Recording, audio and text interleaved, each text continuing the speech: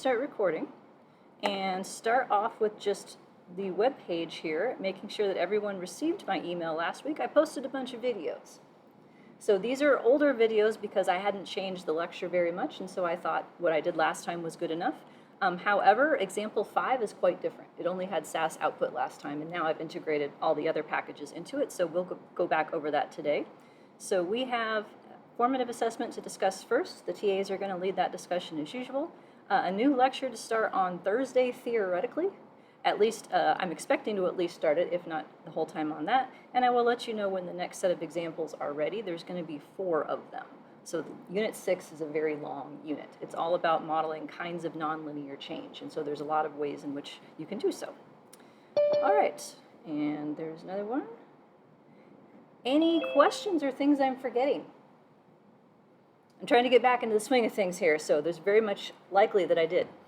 I have a question about one of the videos that you posted. Yes. So it's about like calculating U. Are all U's shrunken or just ones with missing data?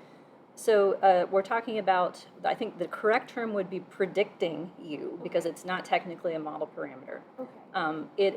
The U's that you get if you do that extra step are going to be some combination of what the random effect would be, but then also the fixed effect as well. And so to the extent that you have fewer observations or more discrepant observations, right? You're just like a weirdo relative to the rest of the sample, your U is going to get pushed more to the fixed effect. So even if you're not missing any data? Yeah, the estimates are going to be shrunken to some extent. More occasions in this context would lead to less shrinkage. Use are factor scores, if that helps. So all of the things that you would have learned about factor scores and why you don't output factor scores and do things to them hold equally validly with respect to the U's. Theta is a random intercept. There's your tie-in. Last time I taught this class, I was teaching SEM at the same time. Oh my God, that was horrible.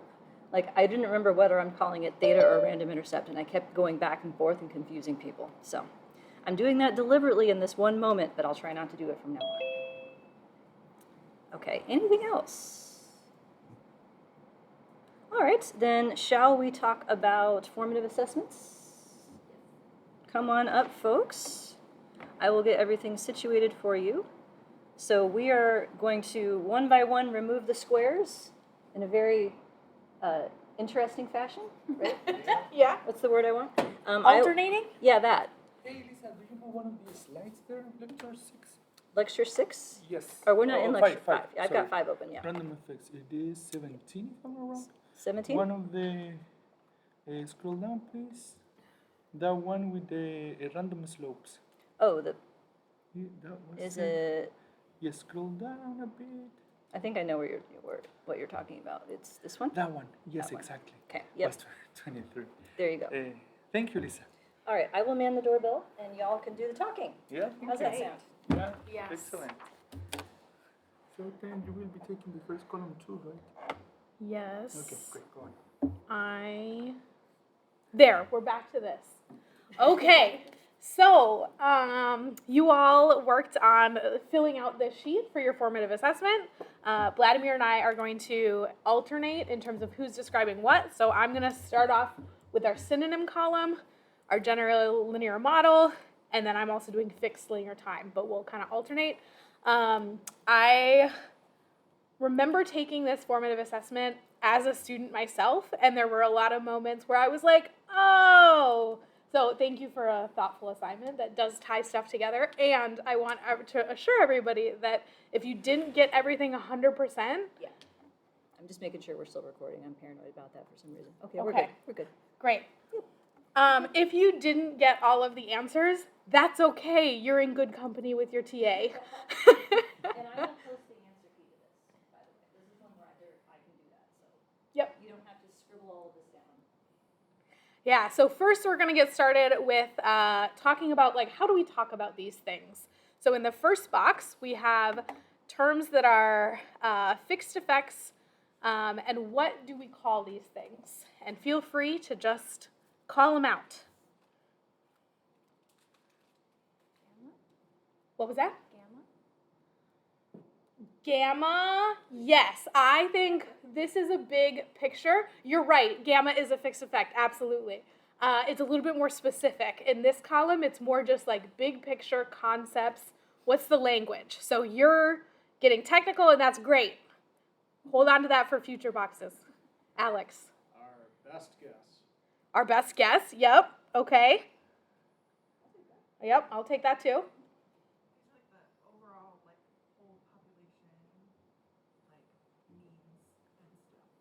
Means, yep.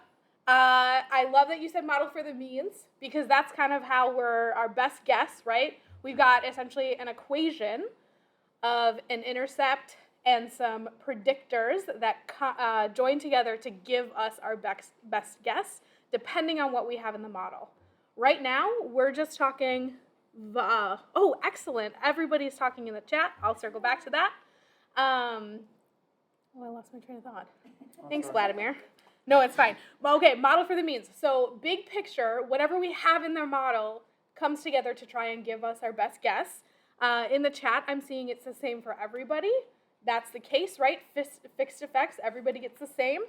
And Hillary also offered that it's a constant value that applies to everyone, whether an intercept or a slope. Love it. Sabrina also said model for the means. Great. Does it? I know. They did such a good job. There's one more synonym for model for the means. It starts with an S.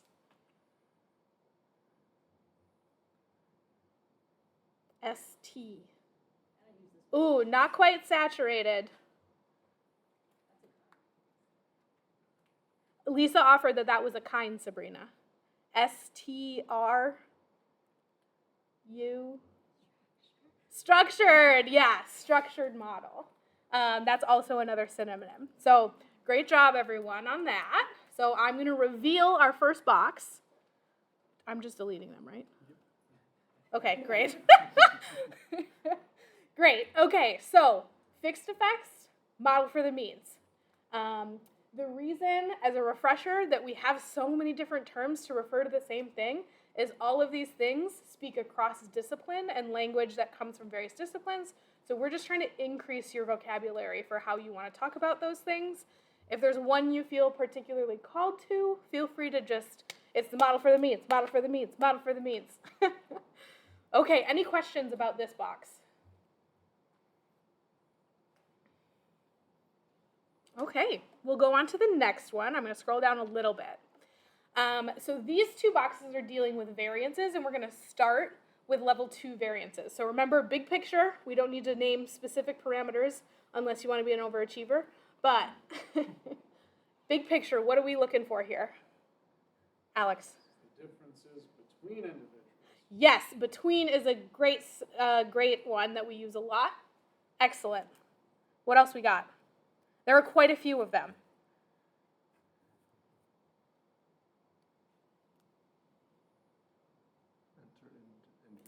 Inter? Yep, excellent. Great. I'm seeing some stiff between person, Brandy. Time invariant. Yes, excellent. I've got a few more. Macro. I'm really glad you brought that up. Macro, absolutely a level 2, often in a clustered sense, but we're in longitudinal. I'll still take it. Macro, absolutely. Alex. Difference from the grand mean? Difference from the grand mean. Yes. What would be a difference from the grand mean? The variance of the person's variance at this level is different from the grand mean. Yeah, so it's like a person's kind of deviation from the grand mean. Yeah. Person different, excellent. I see a random intercept. Yep, we got the concept of random effects. Absolutely. Does anybody remember what matrix we're talking about in this? I know we all love talking about matrices. Don't make me sing. There's a song? Yeah. I did the salt and pepper. Oh, right. Okay. Don't make me rap. We have G. Excellent. Excellent. Yeah, so G is level 2 stuff. Combines with R to create V. Absolutely. Okay. I've got one more that's more of a cluster term rather than a longitudinal one. It's cluster.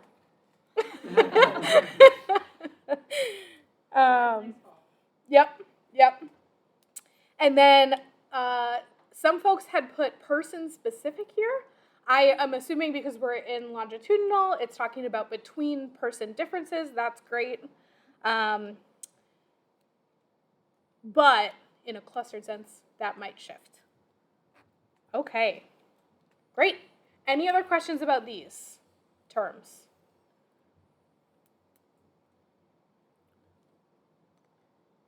Great. We get to reveal another box.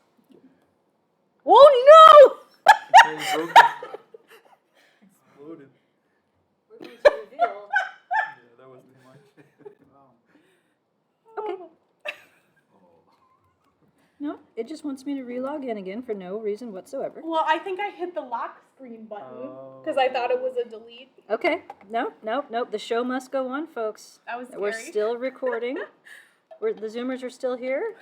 Okay. Here, we'll do that. I'm just a hot mess today. So that There. corner is not for you. Yeah, don't This hit is that the one. power button. This is the delete key. Thank you. Thank you so much. Embarrassing. 10 deleted the whole computer. Yeah, basically. Goodbye, everybody. All right, so then last big picture concept we're talking about are our level 1 variances. What do folks have? Within person, yeah, love it. I see within person from Sabrina, also online. Excellent. Alex. So these are things that can only be assessed with longitudinal data, right? In longitudinal land. Did I read that on a slide? This class has a certain set of terms that are specific for level 1 things, but I think broadly the idea of a level 1 could also exist in other classes. Yeah, the But- longitudinal part is the level 1 part. Like if you just had one observation, that would be level 2, and then it goes Oh, down to yes. level 1. I think, yeah, you did read that on the slide. If I can translate. So I was thinking Great. like, single case, this is where that comes in. Okay. Time-dependent stuff. Yes, time-specific stuff. So we have multiple observations. Things could happen across occasions. Absolutely.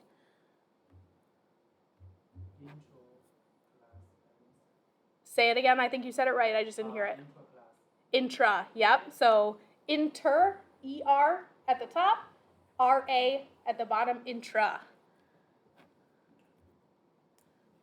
What else do we have? Alex. This is where you're different from your own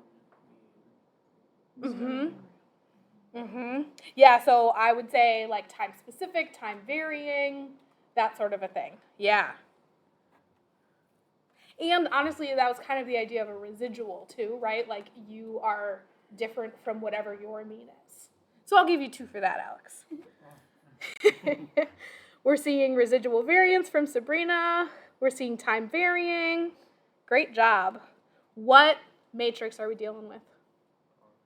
R. Yep, absolutely. Great. Okay, so what are some more clustered-y kind of words for this? I'm looking at you. Yep. Yep. Excellent. Okay. Great. I think that is it for what I have. Does anybody have any questions about this box? Okay. Great job, everybody.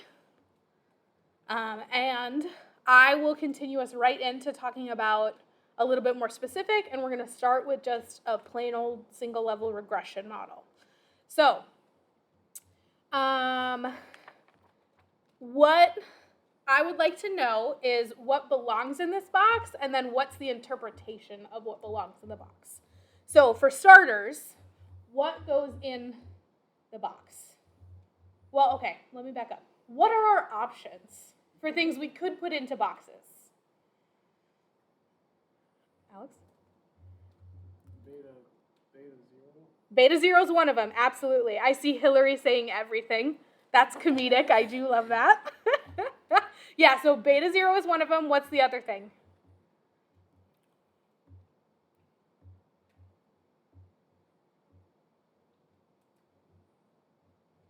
It's either E or Y. Who votes for E? Okay, I see a few votes. Who votes for Y? Great, it's E. Great job. Okay, so we're only talking about where does the beta 0 go and where does the E go in terms of this column. So zeroing in on the first box, if we're talking about fixed effects, what term goes here? Beta 0, yes, absolutely. So this is we should have brought candy. Okay, wow. I'll bring some candy after Halloween. Excellent. Yeah, that's true.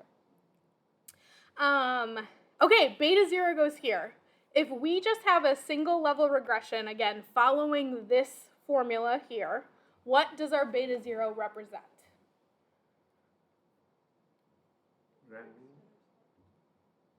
I see a fixed intercept and then the grand mean. Yes, excellent. You knocked it out of the park. Intercepts, what conceptually do they represent? Well, no, you just said that. Just kidding. Ignore me. Oh, I am a hot mess today. So Sabrina also offered the intercept. So it's the idea that it's our best guess. Right now we don't have any predictors in the model. And so our best guess is the average. And then that, because it's a single level model, represents everybody all together, which is a grand mean. Some folks also talked about it being the sample mean, which is, I would agree, as synonyms. Okay, we get to reveal another box. All right, so I'm going to scroll down just a little bit, try and keep the formula. Now we need to figure out where we're putting E. Where do we think we should put it? I have a vote for down. I have a vote for up. Oh, for 1? Yeah. Oh, level 1. Oh, never mind. Okay, we have 2 votes for down. Level 1. I've seen a lot of level 1s. So actually, this is a little bit of a tricky question, right? Because what does the E conceptually represent? I do like the gesture. Sorry, do you have words? They can't see it, but no, I like it. I don't want to talk too much either. So I guess it could go in both, right? Because it's a single level, so it's going to encompass everything before we tease out the level 2 part, right? But I don't know. Conceptually, I was thinking single level 1. It's all at level 1. Yeah. So I really like what Alex was saying. It's kind of like you've got both types of variances kind of smushed all together in your E. Hillary also said both. Level 2, it's all just potential possible variance. This is supposed to be just a general linear model, 1 eye, no T's. Yeah. So it's not smushed. Yeah. So my question was going to be, is there a T in there, in the subscripts? And the answer is no. I think if we were building this out and we know ultimately we're doing a longitudinal model, then our stuff would be smushed together because we're not actually teasing apart time. But because we don't have time yet in the model, it actually is supposed to sit in level 2. I'll take either of them. Yep. Yeah. You're Russian.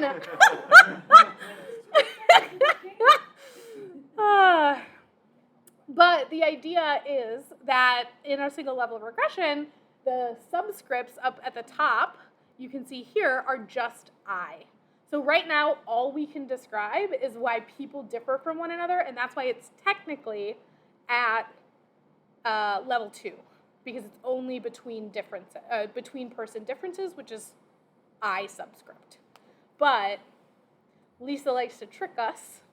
And I also put this in both categories for both of them. But she also points out it could go here, but we don't actually have that within person component because we're not accounting for time literally at all in the model. So, how can you have a level 2 if there is no level 1?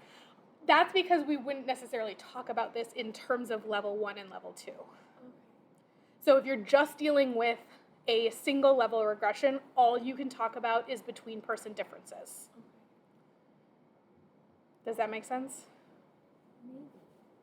I'm thinking about it. Thank you. Yeah. I think if like I was just running a regression to like, let's say, predict GPA or something, I could talk why individuals differ in terms of their GPA, but I couldn't tell why you might differ if in a cross-sectional example, which is what single level regression is doing. So go ahead. Would we more just say that we don't use the terms level 1 and level 2 when we're doing just general linear regression? I would say yeah. Yeah. These synonyms are very much like we are dealing with multi-level data. And so this is kind of like a refresher on, we did this in intermediate stats. This is what you might be more familiar with. And then the future, or the next columns that we're going to get to kind of compare it back to this like baseline, essentially. Yeah. Good question. Okay, and then Brandy, can we think of level 2 as sort of a threshold that has to be passed depending on the types of variances we are teasing out, like the square and rectangle rules? Square and rectangular rules? Like not all angles are squares, but all squares are rectangles. Kind of thing. Like not all.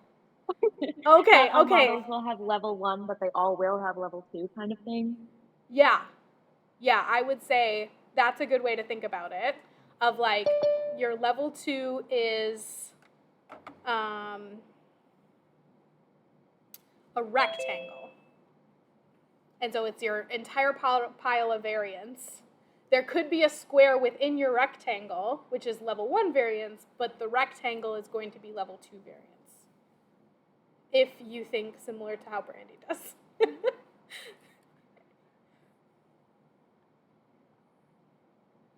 I think this also might make sense as we start to kind of tease out the additional things.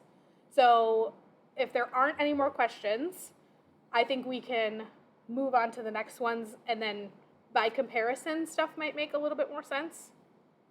Does that feel good? Great. Okay, well, that's all my boxes. Your turn. Thank you. Hi everyone Hi everyone in the classroom. Hope you are doing well with this. Yeah, first of all, yes, this is challenging, of course, it is. So let's try to see now. Sure, you're in the frame. Here you are. Okay. Yeah, you're tall. Yeah, I'm here. Hi. Yes. So let's go now with multi-level models. Our best friend here, random intercept. That's the first thing that we will be discussing now with this model. So now, in this example, we have a multi-level model, and let's assume that our time variable has 4 occasions. So we have repeated measures, same measures of the same person, of the same individual, of the same subject, and we have this model. The most basic model that you can fit after the empty model. Could you tell me what fixed effects are here? What terms could be named as fixed effects here? Gamma, yes, but what term here is a fixed effect? What term specifically? I can say that we have one fixed effect right now. What is the fixed effect? The fixed intercept, exactly. Yes. Between all of these things, this is the fixed intercept, right? Now, what's the meaning of the fixed intercept for this model? Because before, the fixed intercept was the grand mean, because it was an empty model. Right now, this is an empty model again, an empty means model, but we have a random intercept. So what's the implication of that? What's the interpretation of this fixed intercept now? Slightly different. Not very, yes? Is it the predicted mean at 0? Y would be at 0. Why? Why this would be interpreted at 0? At 0 of what? Do we have something here like as reference for this fixed intercept? Do we have a predictor in our model yet? Yes or no? No, because it's empty, right? So it is a predicted thing, of course, but not at time 0 yet, because we don't have time, for example. And I think that 0 was related to time, right? Sure. Okay, yeah. But here we don't have predictors yet. So, yes, this is the fixed intercept. This is predicted something, but what? Yes, exactly. This is the grand mean across person means. Why? Because now we are dividing our model into levels. So right now we have within, between. So this fixed intercept, right now what's capturing is the predicted, well, it's not predicted because it is empty. Let's say that it is the grand mean of person means, because now we have this division between within and between level 1 and level 2, and that's because we are including a random intercept in our model. That comes later. So, are you ready for this? Yes. This is just the fixed intercept, which is equal to the grand mean of person means right now. I think that one of the slides in lecture 5 can help you with this. I don't have the number in mind right now. Let me see if I can find it quickly.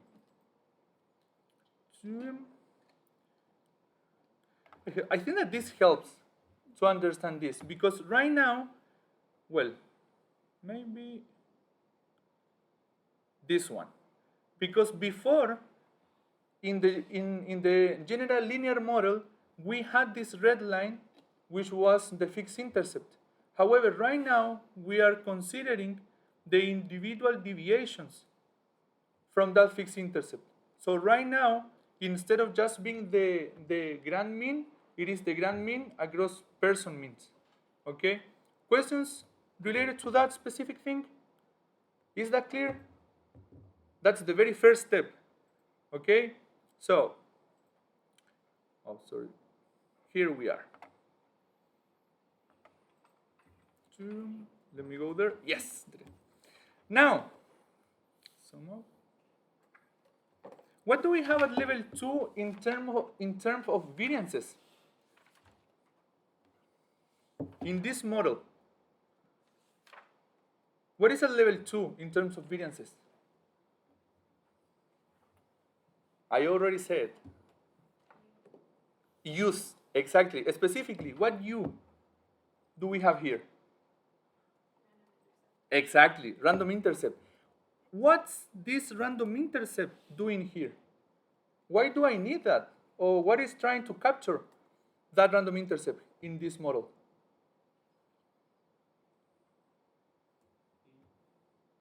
Alex? Sorry, JC. The differences between people are going to be explained here. Difference between people, exactly. JC?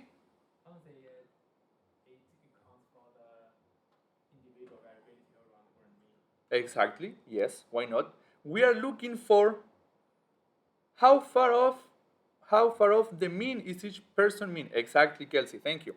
Yes, this is our friend here, because we know that our data have dependency, right?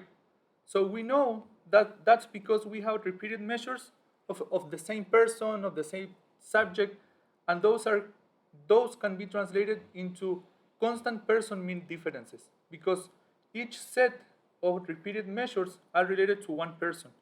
And that person mean is not the same as the grand intercept.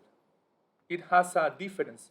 So that's why what this random intercept is trying to capture here. Additional thoughts about that? Comments? Is that clear? When we say is the person mean across occasions, is that you? No, No, that's not. not quite. It is the difference Oh, that's right. between that mean. Well, that's tricky too. If you go to slide 63, I think, Lisa explains. Remember this? No, because this is quite interesting. I don't even know what my slides are. Do you? 63? Are you kidding me? I think so, because this is 870. But good question or good comment. You talk about random intercepts. Sorry. Random intercepts. I don't know what you're. Sorry. This Yes. is the Let me look estimation for section. it. Sorry. I do feel a little better that you're just making up numbers, though. Here. He's looking for something. Yes. That's fixed effect. This is here. 67. That's the thing. If you are interested in this idea of U is just the deviation, the person-specific deviation of grand mean, conceptually that's true. However, as Lisa explains in these two slides, these are predicted things in our model. So that's also explained in chapter 5. This is pretty interesting. So conceptually, yes, we can consider random effects as person-specific differences with respect to the grand mean or the predicted the predicted intercept. But at the same time, that's just a concept. If you are interested in this, I recommend to read these slides twice at least, and you can go to page 199 or 200. And I read that this morning because I was waiting a question like that. We consider that those things are person-specific differences or deviations. However, how they work in the model is slightly different, and that's related to how they are computed. Right now, for us and for the model, it's enough to assume that these differences are normally distributed, so we can get the variance of that in the G matrix, and that's enough at this step at least. But it's more complicated. So if you're interested, you can go to these slides and book chapter page 200. So going back to our example, are you ready? Yes. So that's what we have in our model, a random intercept that represents the deviation of person mean from grand mean of person means. What is, yes? One quick point. So note that the instructions, the terms that will have level 2 variances, U0 is not a variance. That is one value. It's the variance of the U0s that's the model parameter. Exactly. And that is a tricky thing to hang on to. Yes, that's another good point, because as you can see here, this subscript is suggesting that this should be a specific value for that person. That would be the difference. So let's say that the grand mean is 20 and your mean is 10, the difference is positive 10. We don't have that in the model. We have the variance of those differences, which is tau squared U0. That's the model parameter, because that's what we have in the model when you look at the variances at level 2.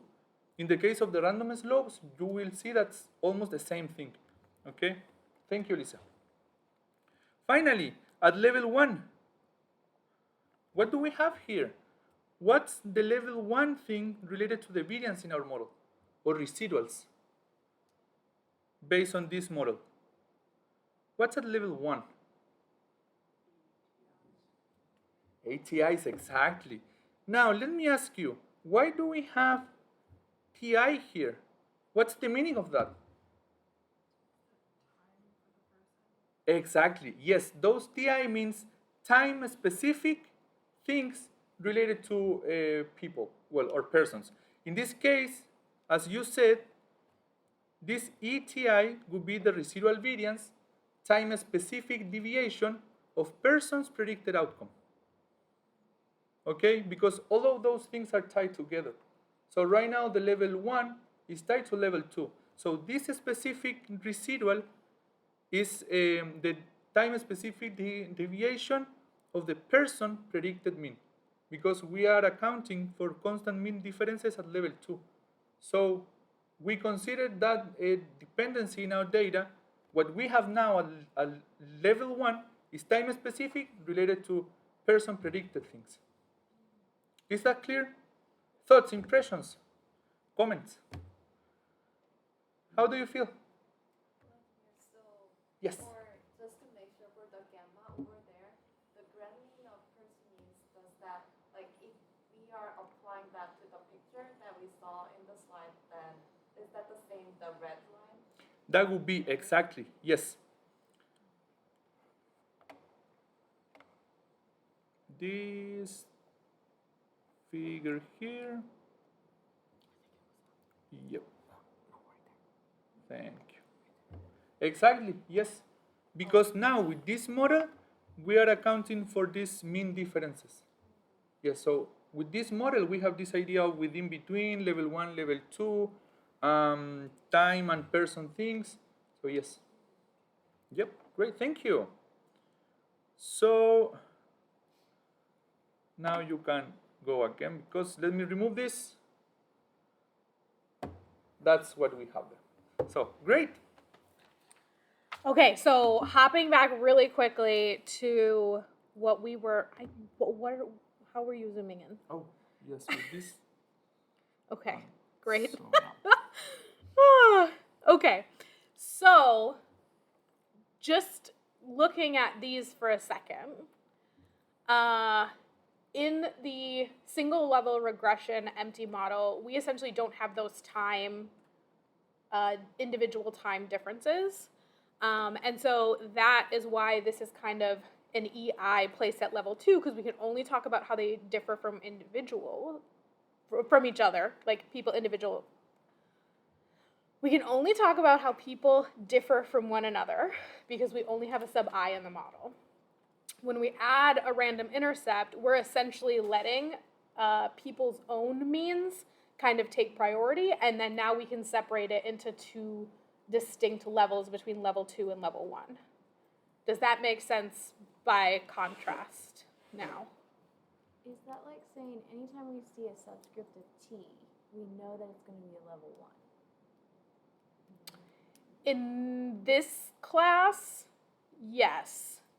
Broadly, subscripts are just trying to communicate various information. So if you take another class that's not about time, T could represent something else. It's essentially just a placeholder. Lisa's notation in this class is using T as a time notation and I as an individual. And time is not always level 1. Oh, yeah. Yeah, so can you tell me about the data you're working with where it's in the middle? yes. Very briefly. Yes, this semester I'm working on a project in which we have repeated measures for state things, and we have different group of students for each time. So each state was measured 17 times between 2003 and 2019, and different group of students were measured at each point. So in that case, time is at level 2 because it is a state varying thing, but at level 1, group of students are nested within each time specific measure. Yep. Amazing, yeah. So that's states, time, students. Yeah, so in the most basic example, yes. These models get very complicated very quickly. Great. Okay, so I am talking about our next column, which here is fixed linear time random intercept model. So just broadly, looking at our equation, what are the new things we're dealing with in this column? More in the equation, not. Adding time predictor. We're adding a time predictor, yep. So generally, we're adding time as a predictor into the model? Absolutely. Is it fixed or is it random? Fixed. Yes. And we can tell that it's fixed because our beta 1.I is a placeholder for here. And if we look at that line, we have a gamma 1, 0. So gamma 1 means a predictor, and 0 means it's the intercept for that predictor? Starting point. Starting point, thank you. Great. So now zeroing in on our fixed effects boxes. What are our fixed effects? We kind of already talked about one of them.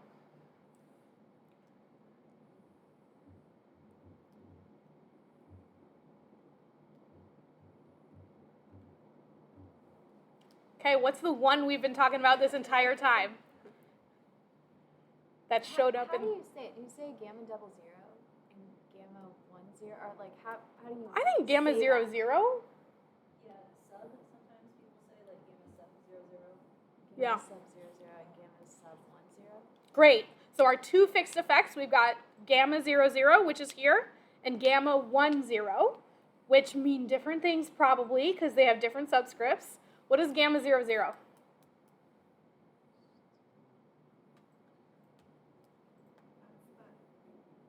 of all the averages at time 0.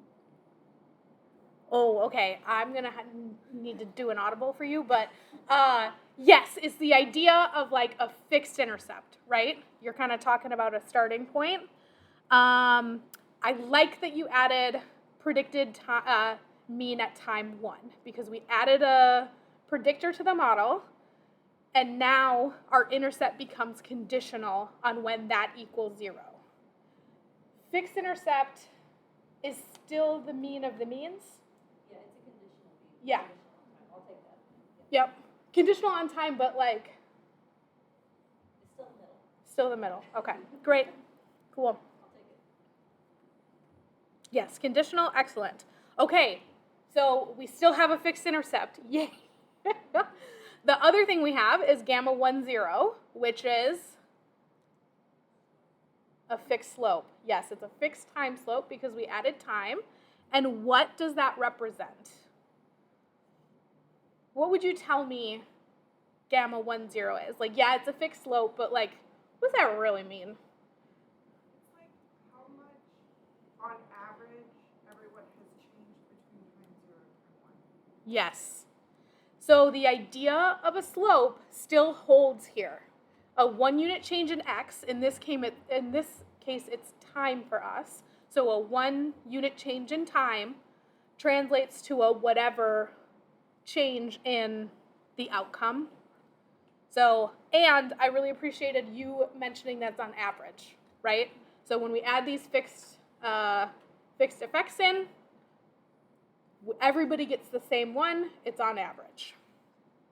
Would you add anything to that box? No, I would just say that it's a slope that's operating through all the rows of the data without regard to which person contained this in each row. Like it's just an aggregate slope at this point, and then it becomes specific, like the mean of the means kind of thing in the next one. Yes. Yep. You keep jumping ahead, Lisa. I'm trying to be good, I swear. Okay. My next question is, we're dealing with level 2 box again. Our previous model had a random intercept in it. Is there another random component in this model? I got a vote for no. I got 2 votes for no. Are you going to vote or no? Okay, no for voting. Great. No, we do not have anything that would change this component. And so the random intercept is still the same. It's still the deviation of the person means from the grand means of the person means. One thing I want to clarify with you, though, a lot of people talk about deviation from the fixed intercept. Is that the same? In this case, yes, because I don't know what slide it is, but I know I have it on the slide. This one. Yes, because we're in category B right now, and it doesn't matter if you say it's the deviation at time 0 or time 1 or time 2, like the parallel lines are going to stay Great, the yes, same. okay. So mean or intercept works for this situation. This is where I got really hung up when I took this formative assessment. Great. So the idea here with this, hello? Nope. There we go. These two boxes between these models are the same. And then what do we have here in our final box?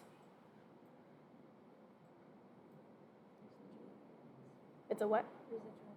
Residual variance. Yep. And so now, no. Oh, this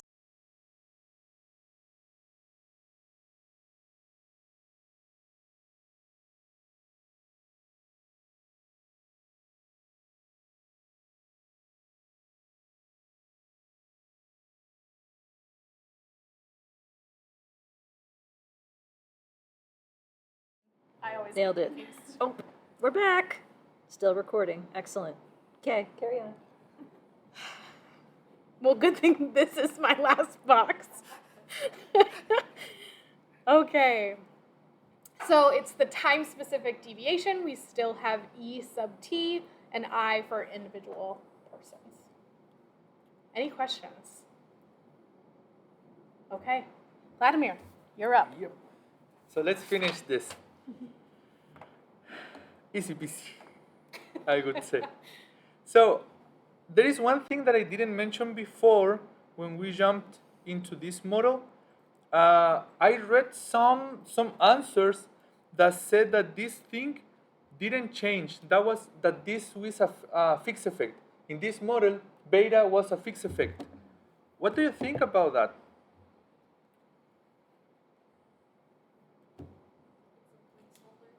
It's a placeholder, yes it is. It's not a fixed effect directly. Now, in this model it was, because we didn't have anything inside that placeholder. Now, I think the placeholder is a good concept, but I like Lisa's description about this as a latent variable. Because this thing here right now is composed of two things.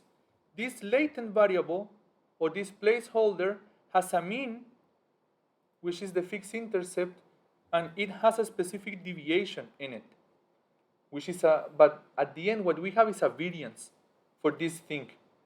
So right now we could also think about this as a placeholder, because it is not something by itself, but it is composed of things. But we can also think about this as a latent variable, because it has a mean, it has a variance. It is something that we are not observing directly, but it's something that we are using in our model. Same thing as with latent variables in any measurement model, for example. So I didn't mention that when I jumped into this model, but this thing here is a placeholder, is a latent variable, but it is not a fixed effect directly. In our first model it was, but it was because in this model, this gamma sub 0 was synonym of this. It was the fixed intercept in both cases. However, once we are in multi-level modeling, those are not synonyms anymore, because this beta can change, and that's why, if you paid attention, this thing has an I subscript. So this can change. Now, did you realize that here in this model we also have this I? However, here we have just one fixed effect. I had that question last semester, and Lisa said that's because this fixed intercept can vary. And that's what we will cover now in this model. Welcome to the last column here. Random linear time model. What's new here?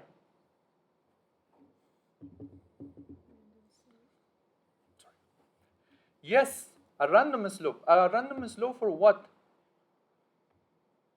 Each individual's deviation from the average slope. Yes. So the random slope is for what? For people at level 2. Okay? So let's go step by step. Let me ask you again, what are the fixed effects in this model? Time, yes, Hilary, thank you. The random slope is for time. So, how many fixed effects do we have here? 2, exactly. Is this different to what we had here? Slightly different. Not the number of fixed effects, but the interpretation of one of them. Can you guess what's different here in terms of fixed effects? We have 2, and we had 2 here as well. 2 fixed effects, but there is one difference in the interpretation of one of these fixed effects. Can you guess what's that difference? So is it in the random linear time model, gamma sub 1, 0 is the mean of the person deviations from the mean? Yes, it's related to that. And to understand this, I remember that Lisa has a McNish paper, 2023, something about multi-level modeling. In that model, Daniel McNish explains that now, once we add a random effect in our model, the fixed effects can be thought of as distributions, because we have different versions of the linear slope now of the fixed effect. Those fixed effects can vary through people or across people. So right now, what we are taking as our fixed effect here is the average slope, or the average fixed effect of fixed effects of time across people. I really like that paper. Is that correct? Yeah, it's in the same way that the fixed intercept becomes the mean of the person means. This is the mean slope of the person slopes. Same concept. Exactly. And someone asked, I don't remember who it was, but they asked, is it always going to be a different number? And in balanced data, no. Like if everyone has the same 4 occasions, then the mean is going to be the same thing as the mean of the means. But if it's differentially weighted by different numbers of observation per person, then they'll wiggle a bit. Yep. Yeah. Yep. So, and this is related to this slide. Yes, to this one. So right now, we are in box D. Yeah, could be C or D, yes.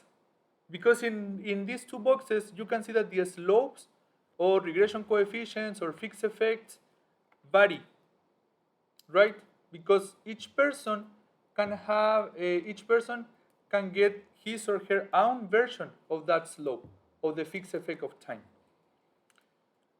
Let's go back. So, are you ready? Yes. So, we have 2 fixed effects, but now the fixed time slope, it has this additional part. It is the average change in the outcome per unit time, but now it's the average slope of person slope, or the average fixed effect of fixed effects. Okay? In terms of variances at level 2, what's new?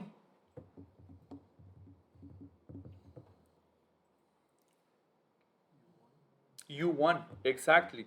What's the interpretation of U1? U1I in our model. This term here. How far off each individual slope from the average slope? Yes, exactly. That's the person-specific deviation of the linear effect of time, right? Right? Yes, it is. Now, after adding this random slope in our model, is the interpretation of the random intercept the same? Softball. No, isn't it? Yeah, isn't it? I know. Let me encourage. Yes. Yeah, it's something interesting, but after adding the random slope, what happened to our random intercept? Before, here, it was unconditional, let's say. Just the person-specific deviation of fixed intercept or grand mean. However, what's going on now? Do you have any idea? And let me show you this, because this can help us to understand this. Yes, this is slope. Yes, that's this one. I was looking for this one before. Yes, well, the idea is similar. So, again, what's the interpretation of the random intercept in our model with a random slope for time? Is still person-specific deviation of fixed intercept when time is 0, exactly. Why? Let me ask you why. It's conditional now.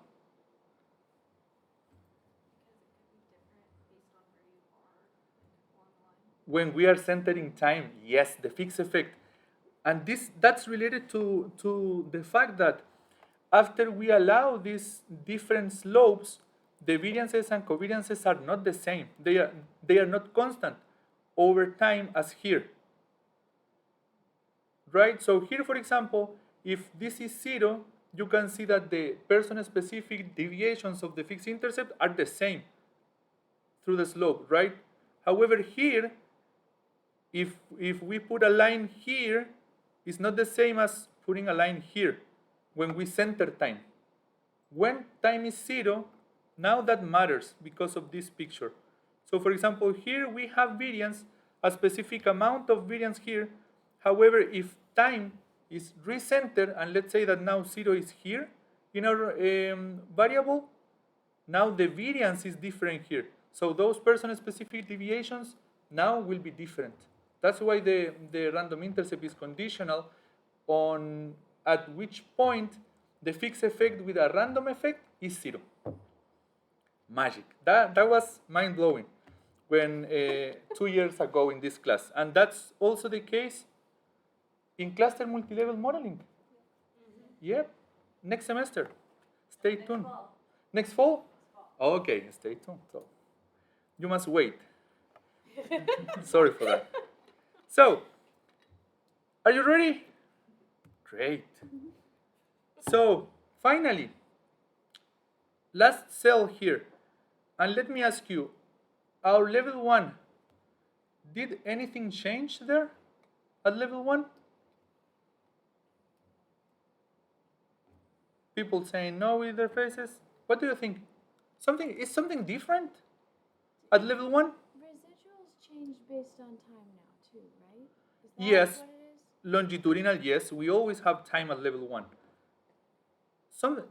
Something is different here. Yes or no? What do you think? No, right? No. The thing at level 1 is the same because what we are including, the random intercept, is at level 2. That's capturing person-specific differences with respect to the fixed effect of time. And that's at level 2. That's what you have here. If you look at this thing here, the random intercept is being added to the level 2 part, to the random slope. That's the random slope at level 2 in our model. Right? At level 1, this is the level 1 here. At level 1 is the same as here. Do you see any difference at level 1? No, the difference is at level 2 because we added a random slope. Questions? I think what she was asking is, would E be different, like in terms of its value, which is that would be the case, but its Yes. And that Yes. was true in the other ones too. Okay. Yes, good point. The value won't be the same because guess what? Good point. Thank you. Thank you again. Because this is a new source of variance in our model. What's going on? This is coming from another source of variance. What's that? Or what's the original source of variance of this new variance component? This is coming from the east, right? The residual variance at level 1. So we are splitting or we are dividing part of our residual variance to allow some person differences in the fixed slope. And that's pretty interesting because yes, the values are not the same, but conceptually they are the same thing. So yes. Great. Questions, comments, impressions, thoughts? We are running out of time. So No, I'm joking. Is this useful for you? Okay. So questions? No? No? Thank you so much for your time. Thank you, Lisa. Doing my job for me today. I love it. Yes. I mean, very. Yeah. Yeah. So, excellent job. Thank you for the TAs for doing that. Yeah, E always means the same thing. It's how far off your line you are. The only question is, what's your line? Does everybody share your line? Do you get your own? Like that's, but it's always that conceptually. So I know I'm sort of playing catch up with respect to slides and stuff, but I think following up on this would be a good point to do this little section here. This is slide 39 is where I'm picking up on. So the term handle, you all know what that means, right? Whenever you read in a results section that something has been handled, it means whoever wrote it doesn't know what happened. They don't know what they're talking about. Handled is a hand-wavy word. So I want you to know when people say multi-level models handle dependency, they handle it through introducing random effects that predict that dependency, that try to recreate it. So there's 3 sources of dependency in longitudinal data I would characterize as a general principle. Mean differences, differences that were going to be there already. Differences in the effects of predictors. So these are time-varying level 1 predictors, such as time, but later on we can have anything that's measured repeatedly can have its own slope for each person. And then you may just have other patterns of correlation for reasons that are unknown to you, but they're there. And so that's where the autoregressive, moving average, topolets, like those kinds of things can help to fill in those additional patterns. So handling person dependency works like this, and this is literally mapping onto the columns that we just went through. So I like to tell it in terms of a fairy tale. Once upon a time, there was an E. And that's all there was. But in multi-level data, we know that there's at least 2 kinds of variability, right? Why are people different from each other? Why are occasions different from each other? So that's the first thing we want to do is figure out how much of the total variability in an outcome is due to each of those reasons. So we have level 2, between person intercept variance introduced. That's the variance of the U0s. And then we still have E. But E is a little smaller now because part of what we were calling error is person-specific things. Then we add whatever slopes of time that we need to explain the average pattern of change. In this unit, it's linear, but in the next unit, it becomes nonlinear. So you may have more than one slope, such as a linear and quadratic term or a piecewise term, stuff like that. And this slope of time, or any level 1 predictor, should explain some of this E variance. So why are you off your line? Oh, because the line was flat before and now it's tilted. So the E should get smaller. But then we can further split E into slope variance. So why are you off your line? Oh, you need your own line. Okay, so part of what we were calling error is person-specific change. And in the same way that E stands for error, to me, these 2 things are also error terms. Random intercept is all the reasons why some people have a different expected value at time 0. We don't know what those reasons are yet. Likewise, random slopes, all the reasons why people are affected by that predictor differently, affected by time differently, affected by stress differently, and so forth. So at the end of it, we end up with an intercept variance. We end up with the slope variance at level 2.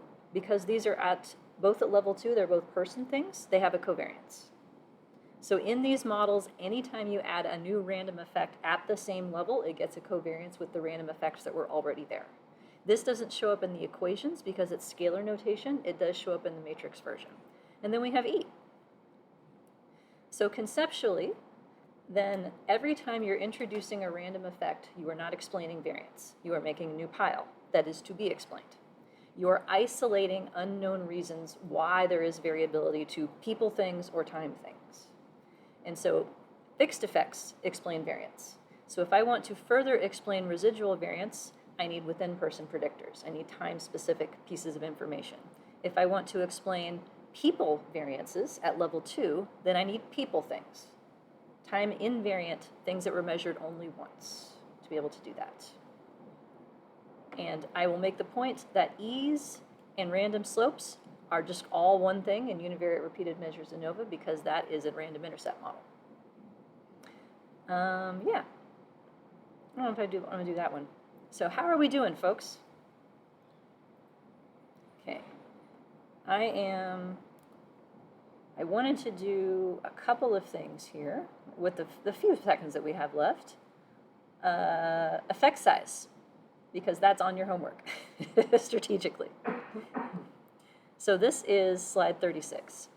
So because random effects don't explain variance, I do not think it makes sense to talk about any kind of R-square.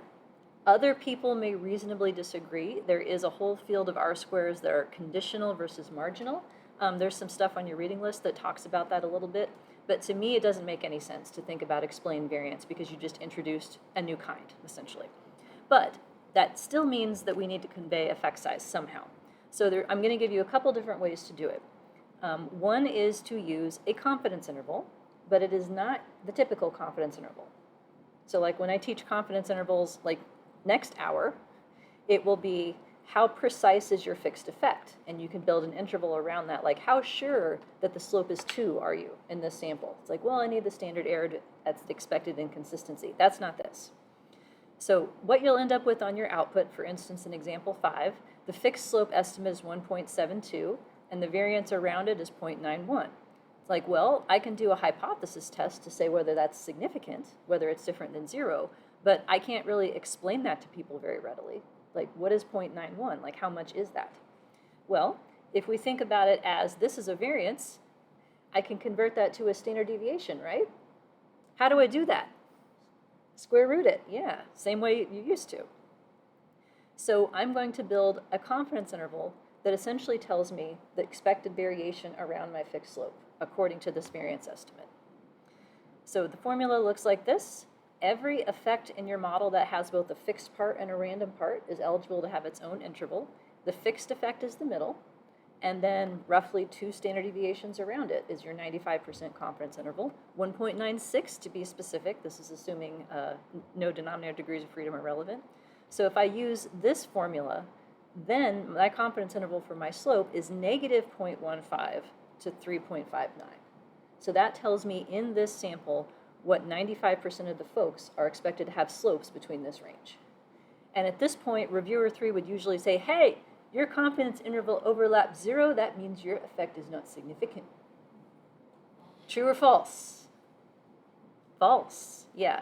Whether 1.72 is different than 0 is a separate issue than whether the variability around it across your people overlaps 0.